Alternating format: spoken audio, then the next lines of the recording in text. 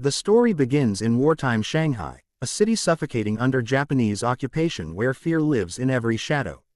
Wealthy collaborators dine in comfort while ordinary citizens walk with caution, their eyes lowered, their voices hushed.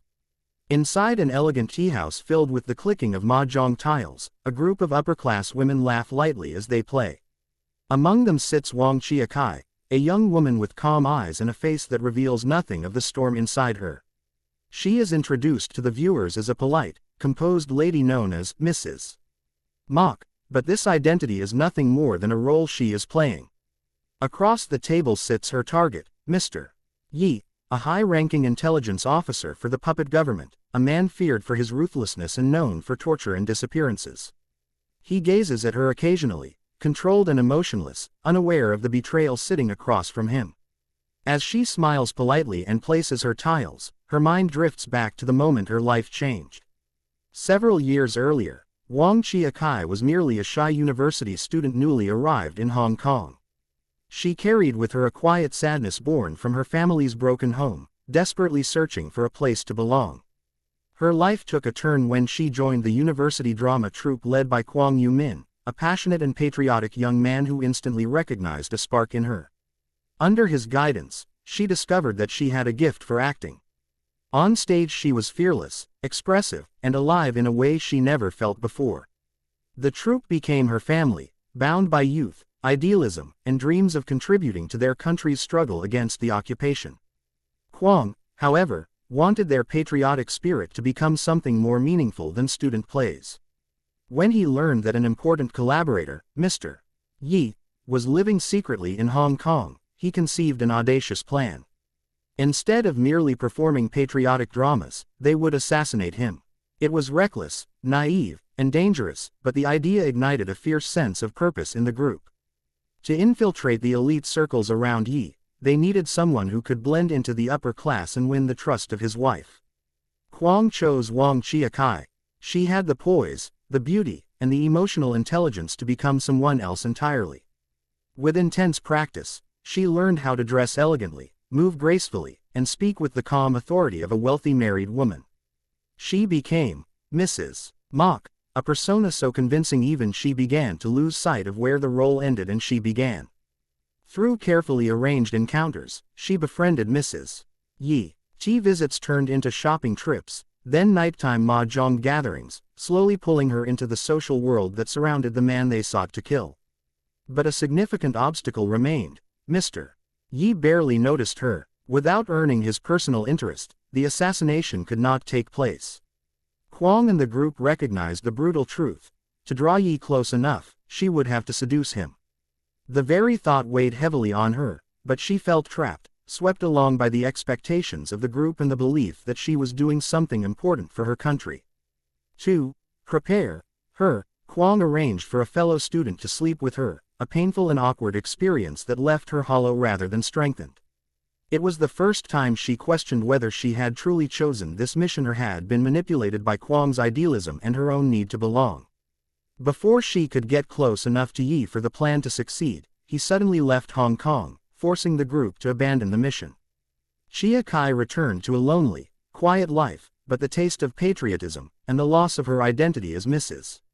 Mock, haunted her. Her transformation had begun, and she could not return to the innocence she once had. Years later, she was approached again, this time by actual resistance leaders who had heard of her earlier involvement. They needed her for a far more dangerous mission. Mr. Yi was now a highly important figure in the collaborationist government in Shanghai. He was responsible for rooting out spies, arresting resistance fighters, and sending countless people to torture or death. The resistance believed that a woman like Mrs. Mock could get close to him again, close enough to kill him. Chia Chi accepted the mission, though she knew the risks were far greater than before. She moved to Shanghai under her old identity and reconnected with Mrs. Yi. Once again she joined the circle of wealthy wives, playing mahjong, drinking tea, and maintaining the facade of a refined woman of comfort. This time, however, Mr. Yi noticed her. Their first private encounters carried an icy tension. He was a man accustomed to power, suspicion, and absolute control, and she was a woman carefully hiding her true intention. What began as a tactical seduction evolved into something far more complicated. Mr. Yi became obsessed with her. Their meetings were secretive, dangerous, and emotionally volatile. Chia Chi had expected to feel nothing for him, but she could not stop her emotional responses from entwining with the role she was forced to play. Each time she met him, she crossed a line between acting and reality. She discovered that he was not merely a cruel officer but a man trapped in his own world of paranoia and violence, someone who saw in her the only pocket of tenderness he could ever touch. The more he fell into her, the more she found herself feeling pity, and sometimes even a strange attachment, toward him. It was the most dangerous emotion a spy could have, but she could not stop it. At moments she felt disgusted with herself. At others, she felt a twisted form of affection that terrified her. The resistance pressed for action. They needed him dead. They planned the assassination around a jewelry store visit, where she would lure him into a quiet room. Everything was arranged. Kwong and the other resistance men waited nearby, ready to kill him the moment she signaled. As she walked with Yi toward the shop, her heart pounded. She reminded herself of the tortured bodies of the men he had interrogated, the lives he had destroyed, the cause she believed in. She clung to her purpose, but her emotions fought her with every step. Inside the jewelry shop, while the clerk polished a diamond ring, Mr. Yi stood close to her, speaking softly. For the first time, she saw him not as a target but as a fragile, lonely human being. When the clerk handed her the ring to try on, emotion overwhelmed her. The moment Yi looked at her with the sincerity of a man offering something like love, something inside her broke. Instead of giving the planned signal, she whispered to him with a trembling voice, "Run." He froze for a heartbeat, stunned, then fled out of the shop before the assassins could reach him. Chia Chi stepped back, realizing instantly what she had lost: her mission, her purpose, and likely her life. Yi escaped, but his instincts as a security official quickly returned. Betrayal cut him deeply, not only because she had deceived him, but because he had allowed himself to feel something real for her. Within hours, he ordered the capture of the resistance cell. Chia Chi and the entire group were arrested. No trial followed. They were quietly taken to a secluded execution ground. Moments before the shots rang out, Mr.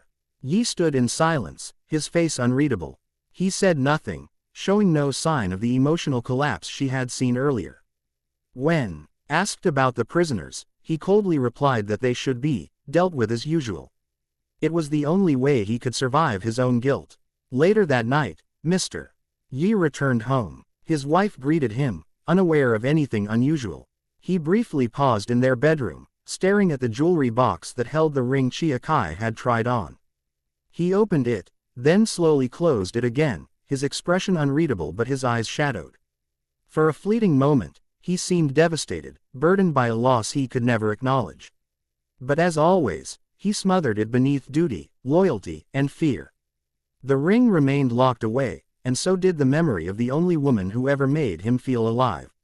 The next morning, he returned to his work as though nothing had happened, carrying within him the silent tragedy that neither he nor she had ever truly escaped.